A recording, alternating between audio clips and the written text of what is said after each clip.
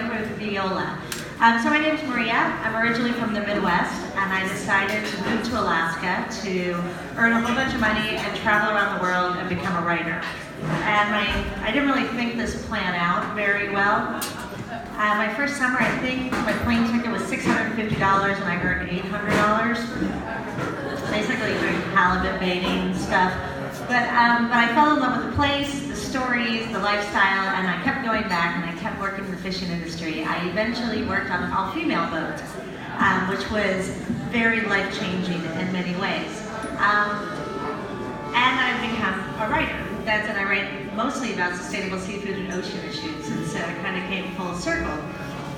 Corey, and I live in Salt Lake, California. Corey is my friend from Santa Cruz, California, and she had spent quite a bit of time in the Bering Sea as a fisheries observer. She's now a policy analyst. And so Corey and I can get very political. I just wrote an article about the kelp die-off of the California coast. She's deep in the Magnuson-Stevens Act, but we're not going to do that. Right now, I have been working on a novel for a very long time called Sea Legs and Fishnets. And I'm going to read a scene from it. It's about an all-female fishing boat, kind of very loosely based on my experience. And since Corey is a musician, I thought it would be more interesting and more fun to have musical accompaniment to this. So we listen to radio dramas to try to get our timing to see how it worked. So we're giving it a shot. Okay.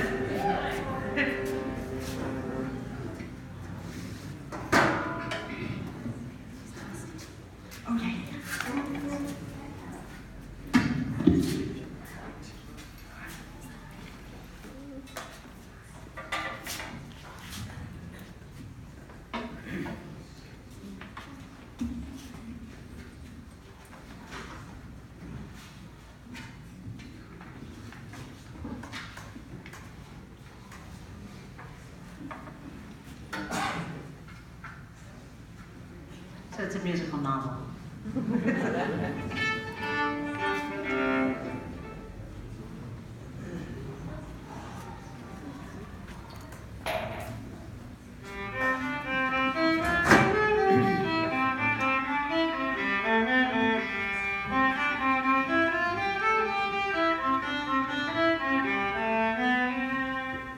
The waves frothed, whitecaps sprung, willy-waws spun, and ripples turned to chalk. They tapped, smacked, and pawed against the boat. Jackie seemed calm as she steered the bow into the waves and set the autopilot. You know, to qualify as a hurricane, winds start 20 miles from the equator, Jackie said. In Alaska, the winds have blown harder than 120 knots. But since they come from the north, they're only called a storm. Not comforting, Sally Ann said. You sure this is a good idea, Esmeralda asked. Jackie seemed calm as she steered into the waves. Fish are hitting in Ugak Bay, and we can't be the last ones there, she said. This boat has good bones. We'll be fine. She had found the vessel, the Grace O'Malley, listing in a wheat-filled lot. She bought it off the owner at a bargain price, called it a rescue, and spent every spare moment fixing it. She could feel the curve of it in her side vision, the heft in her bones. This boat was her architecture of adventure, a refuge in a raging sea, and in the harbor, a sinkhole of toil and money. A love-hate affair with a boat is one of the most intense relationships anyone can have with something soulless. And so that brings into question the superstition and the kismet of meeting your perfect love and your perfect enemy, your dream and your dread fulfilled, and the arcing noble shape of a ship. Jackie knew and trusted her boat. As for herself, she wasn't so sure. She stayed at the wheel and the crew got into their bunks, laid on their stomachs, and wrapped an arm under the mattress to keep from slipping out during the rocking or from bouncing against the ceiling. They were smelly but warm and hoped to get a little sleep before taking a turn on wheel watch. Esmeralda looked back at the other fishing boats they were leaving behind. They traveled alone, and through the blue haze she could see the undulating hills of Kodiak, and she took certain comfort from their proximity to land. Must be 50, 100 yards away from shore, but as soon as they rounded the point, Esmeralda's stomach twisted, and in the bunk above her, she heard Sally Ann groan. Stand up, put your feet together, look outside, Esmeralda said. The bow lifted, rode up the crest of a wave, then slammed down into a trough. It rode back up the face and dropped straight down again. Sally Ann let out a big moan.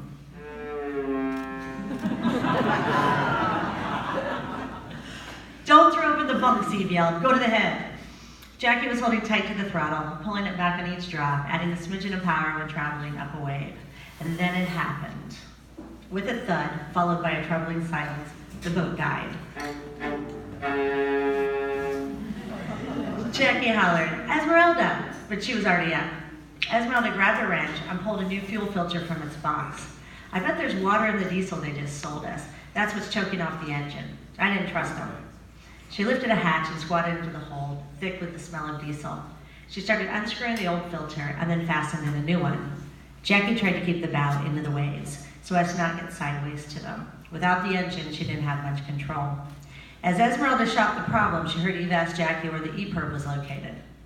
"If we get the engine started, we're fine," Jackie said. "If not, we'll be dashed on the reefs and boulders. I won't live long with or without an E-perb.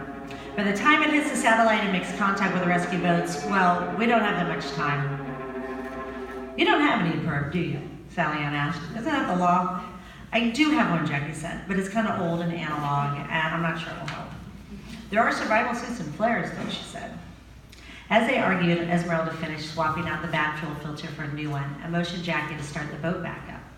They held their breath until the engine started. "This is going to happen again. More water is going to get bounced around," Esmeralda said. "Search the boat and find every filter. We need to keep changing them until we get out of these waves and get good fuel." The smell of diesel made Esmeralda nauseous, but really hit Sally Ann, who covered her mouth and dashed into the head. Jackie was giving Eve instructions, and Eve yelled for Sally Ann, "We're going to need your help."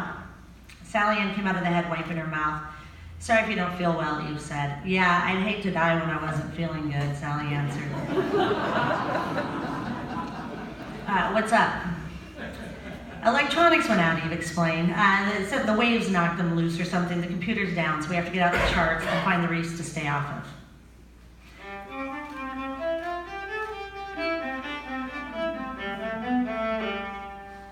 They rummaged through the drawer of nautical charts, looking for the southern side of Kodiak Island. Lower Cook, Kamishak.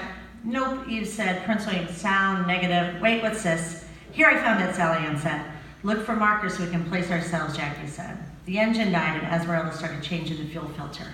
Jackie held the ship straight into waves. "The bigger the waves, the less time between them," Esmeralda said out loud, but as if to herself. The boat bucked from a wave, dishes banged against each other, and the cutting board clattered across the galley. The engine kept humming for a while, and so they hoped they had burned through the bad fuel. A few waves tossed them, but overall, the seas seemed to be settling down. They took a deep breath, but remained leery. Eve whipped her head around, wide-eyed. Sally Ann chewed on her fingernails. Then the sea roared and a rogue wave broadsided them. The boat pitched to the side, throwing them against galley walls. Esmeralda tried to steady herself, but she was pitched into Eve and they both landed against a galley table. Lights went out. In the darkness, they held their breath. The boat could go down right then, just sink, and they'd have to escape into freezing cold water. And even if they made it to shore, they'd be facing miles of empty wilderness. Jackie gripped the wheel.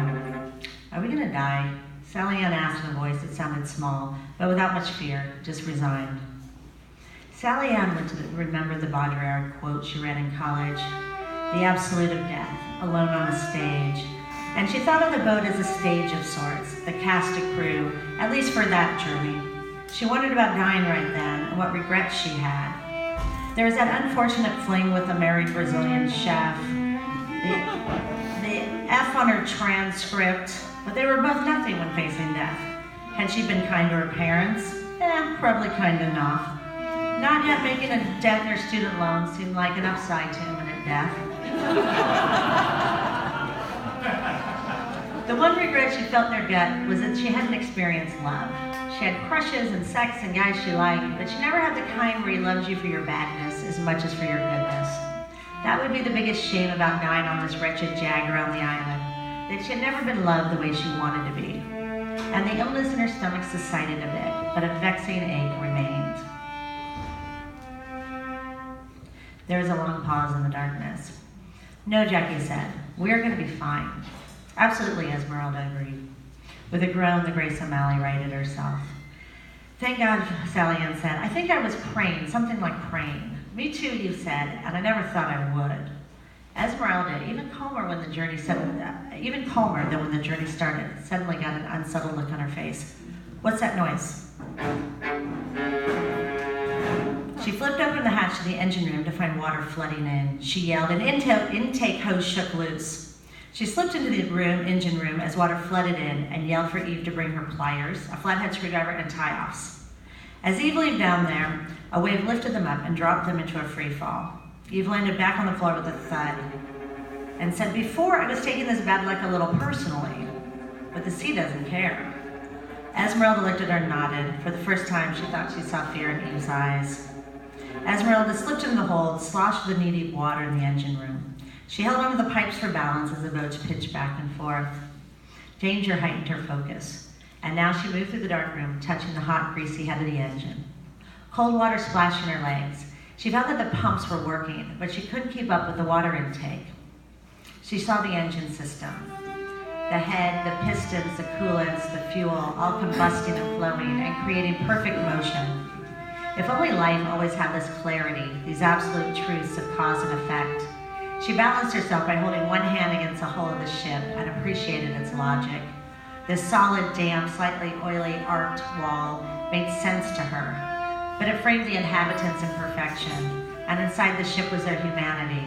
The soft center with lavender verbena scent trying to cover the smell of fish and death, the taste of tears and salt water, the constant messiness of being human. Cripes, Esmeralda thought, as she heard the voices from the cabin. Is that Sally Ann out there chatting away, even now?